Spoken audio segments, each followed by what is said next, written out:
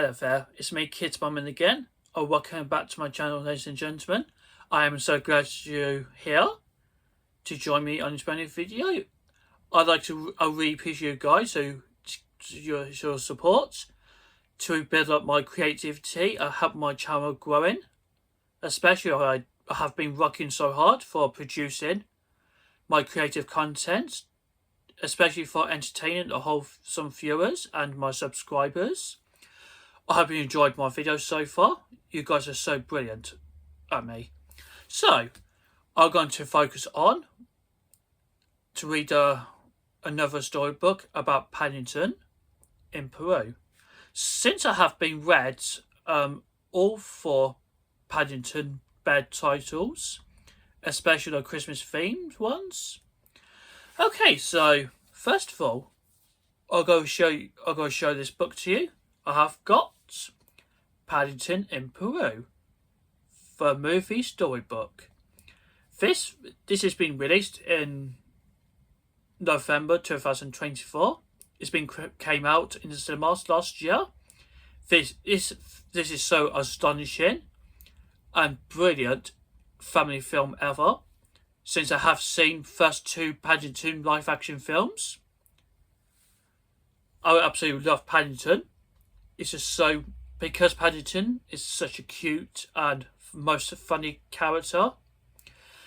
This shares a special tribute to original creator Michael Bond, and also for a late Queen Elizabeth II. Now, before I started a story, I'm going to read words by words on each page. I'll also show some pictures. So, are you ready for some time with me? And please pay attention if you can. Okay, so shall I begin? A few years ago in Peru, a bear cub reached for the juicy orange and tumbled into the fast-flowing river. The current carried him far, far away from home until a big paw lifted him to safety. "Wherever did you come from?" wondered the owner of a big paw, Aunt Lucy. "Well, you're here now." "Wah!" cried the small bear, munching the marmalade sandwich. "That's it," said Aunt Lucy. "If you ever get lost again, roar and roar back, and I'll hear you, however far away you are." Years later, the bear known as Paddington lives in London with a family called the Browns, and at 32 Windsor Gardens it's all changed. Judy is applying to university. Jonathan is busy inventing gadgets. Mrs. Brown has started a new painting called The Sofa Years, and Mr. Brown has a new American boss who wants him to take more risks. The biggest change of all is that the Browns didn't have much family time anymore. Things are changing for Paddington too. He is now the proud owner of a British passport, and he received a very special present from his neighbours, an umbrella. "Not just any brolly," added Colonel Lancaster, "the Windsor Doorman Deluxe." A few days later, Paddington received a worrying letter from Reverend Mother at the Home for Retired Bears, where Aunt Lucy lives. Aunt Lucy spent hours alone in her room. She writes, "She seems to be desperately missing you." Paddington can't bear to think of Aunt Lucy being lonely. "Well, I am not sure there's much we can do," said Mr. Brown. It's not like we can drop everything and fly to Peru." "That's a perfect idea," exclaimed Mrs. Brown. "Let's do it." Paddington so excited He visits Mr. Gruber to tell him about their trip. While Mr. Gruber searches for a guidebook, Paddington is amazed when a small Peruvian bear statue appears to roar at him. How very strange. War. Meanwhile, at the home for retired bears, Aunt Lucy is delighted to learn that her nephew is coming to visit. The Reverend Mother leads the other nuns in a song about his arrival. Let's prepare for Paddington in Peru. He's coming to stay from afar away, and there's so much to do. After the long journey, the little taxi bus carrying Paddington and the Brown family arrives at the home for retired bears, and Paddington leaps out, eager to see his aunt. But Aunt Lucy's cabin is empty. She's not there. The Reverend Mother tells them that Aunt Lucy set off on some kind of quest into the jungle and disappeared. We need to send a search party, cries Paddington. We already did, my dear, the Reverend Mother says sadly, producing the small wooden box. All they found were these, washed down the river.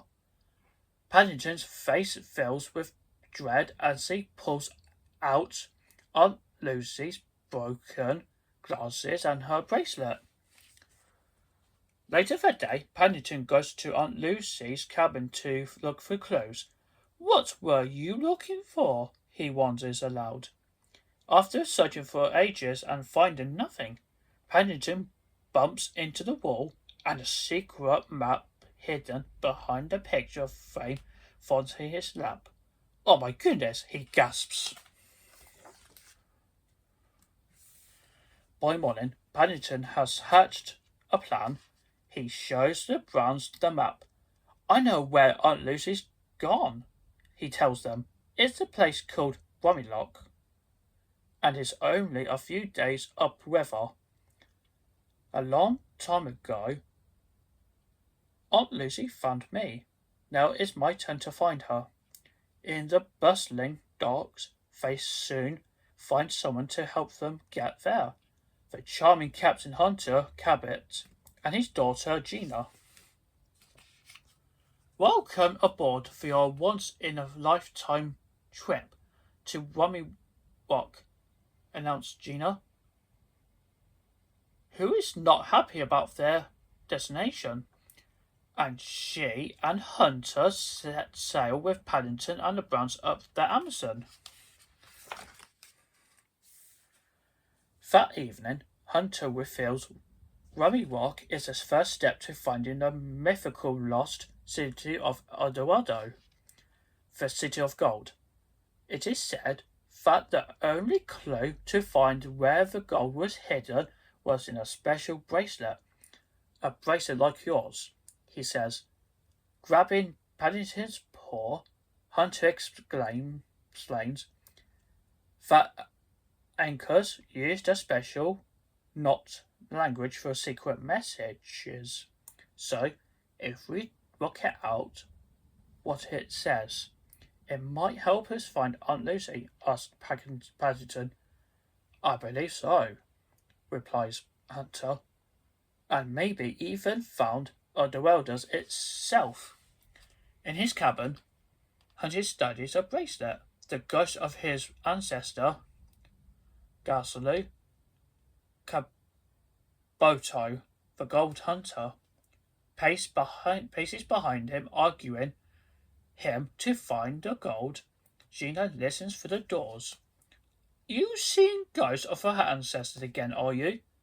Says Gina, busting in. You made me a promise. We don't need gold. You were right, Hunter replies. Let's turn the boat around. Go untie the mooring rope.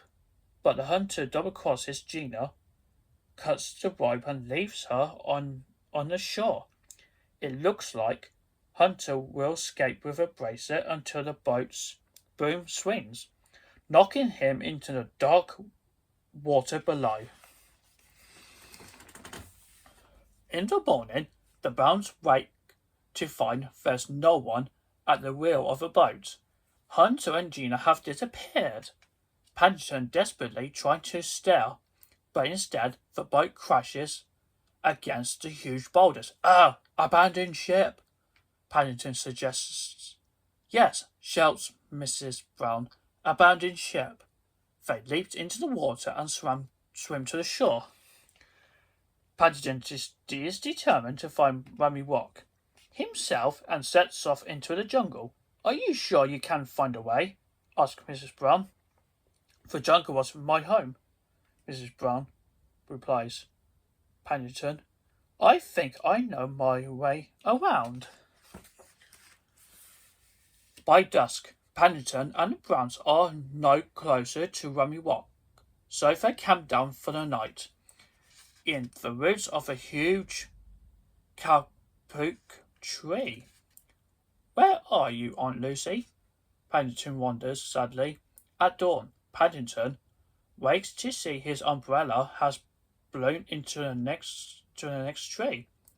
He chases it through the rainforest to the river, where he tumbles in and rides it down the Amazon like a boat. On the far bank, Paddington finds a huge big bear statue just like the one in Mr. Gruber's shop. Welcome to Rummy Rock, Hunter booms, stepping out of the shadows. The bracelet says, the bear will show the way. So what did we do, Bear? Paddington thinks hard and sits on a spiky red plant that makes him let out the mighty "Whoa!" To his surprise, in the distance, someone was back. Paddington suddenly remembers Aunt Lucy's words all these years ago. That's how we found her, Mr. Hunter. We follow her wars. Meanwhile, back at the home for widowed bears, Mrs. Brown follows a reverend mother through corridors to the secret room. What is this? Mrs. Bird asks her suspiciously. It's a secret surveillance control center, says the Reverend Mother. I have been keeping an eye on the Browns. They strayed off course, and I fear for their safety. When Mrs. Bird insists on calling for help, the Reverend Mother jangles at a set of keys and says, No, we must go ourselves. In the rainforest, something crashes towards the Brown's thriller undergrowth. It's Gina. Where on earth did you and your father go? Demands Mr. Brown. My father is cursed with gold madness, Gina explains. He promised he would never love gold more than me. But it seems I was wrong.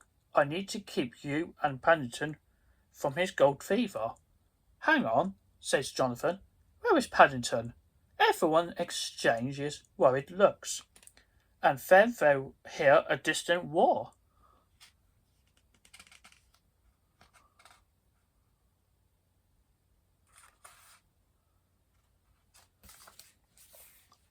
Through her binoculars, Gina spots smoke through the hunter's campfire in the distance, but the rope bridge over to it has been cut.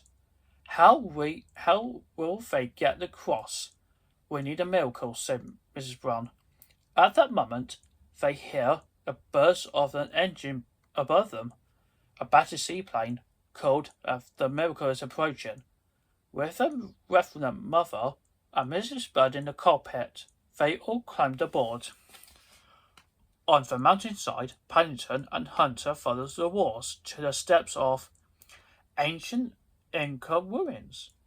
Paddington runs up the steps calling, "Aunt Lucy, I'm here."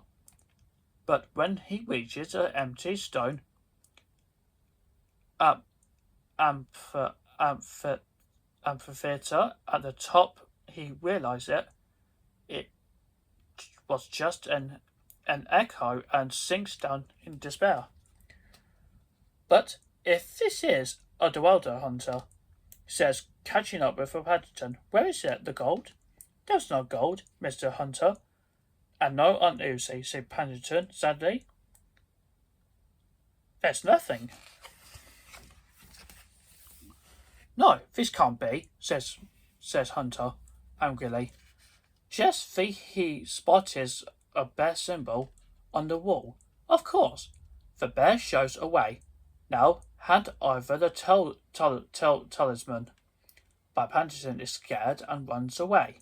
Hunter chases Paddington round and round the maze-like ruins until a big boulder rolls towards them. Just as Paddington is about to be squashed, he leaps off the high ledge, glides down using his trusty umbrella, and gallops away on a llama. But eventually, Paddington catches Paddington and forces him towards the edge of the cliff. The Windsor men, "Deluxe can't save you now," Hunter declares, hurling it over the edge. "You don't seem yourself, Mr. Hunter," gulps Paddington. Suddenly, the miracle crash lands near them, and Mrs. Brown's trusty risk manual hits Hunter in the stomach. "Paddington," cries Mrs. Brown, "open the door. Thank goodness you are all right." "I know where Aunt Lucy is," Paddington tells them, pointing to the huge stone wall. "She's behind here, and think I know how to open it." "I was rather hoping you would," says the Reverend Mother. She pulls an ancient gun from her guitar case and aims it at them. "Now, give me a talisman, thank you." "Cousin Clarissa," exclaims Hunter, "but you are dead. You went to find yourself in the jungle." "I went to find gold. When I found out the treasure had something to do with bears, I did disguise myself as a nun. I got the job at the home for retired bears. Now, the gold on your door or your daughter?" Clarissa replies, aiming the gun at Gina. "Papa, please," begs Gina. For the moment, Hunter is torn. Then Paddington gives him a hard stare at Hunter, yanks on the vine, which knocks Clarissa out cold. He runs to hug Gina tight. "Go and find Aunt Lucy," he says, returning the bracelet to Paddington. "I've got all the treasure I need." Paddington thanks Hunter and puts the talisman in the slot, and the entire wall rumbles open to reveal the passage through the mountain. They walked out into the valley of thousands of orange trees, casting a golden glow over everything. "This must be the gold," gasps Mrs. Brown. "El Dorado is an orange grove." Down in the valley, they spotted a little bear village with thatched huts and a huge bear statue at its center. Suddenly, Paddington's eyes widen as he spots Aunt Lucy. Paddington cries, running into her arms. "I always knew you had come for me," she says. "In finding me, you have found yourself. This is your tribe. You are an Eldorado bear, Paddington." In the bear village the next day, Mrs. Bird and the Browns watch Paddington and Aunt Lucy making marmalade in the special marmalade machine. He looked so happy, said Mrs. Brown, like he never left. She found an old luggage label deep in the pocket of Paddington's duffel coat. Please look after this bear, she reads, blinking back tears.